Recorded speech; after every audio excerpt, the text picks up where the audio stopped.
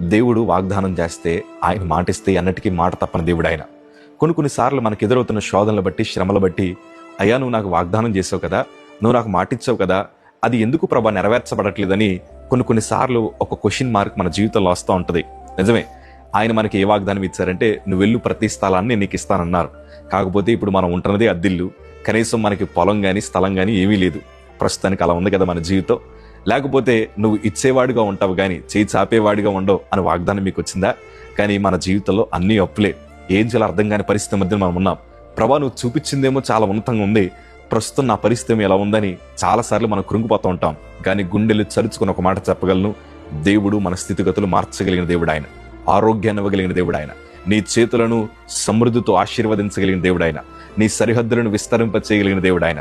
ఆయన శ్రమలో మనల్ని నడిపించిన, అందులోంచి విడిపించి మనల్ని గొప్ప చేయగలిగిన ఒకే ఒక్క సమర్థుడు మనం ఆరాధిస్తున్న నజరేయుడైన యేసు ప్రభుల వారాయన. ఎందుకంటే ఆయన మాట ఇస్తే మాట తప్పరు కాబట్టి.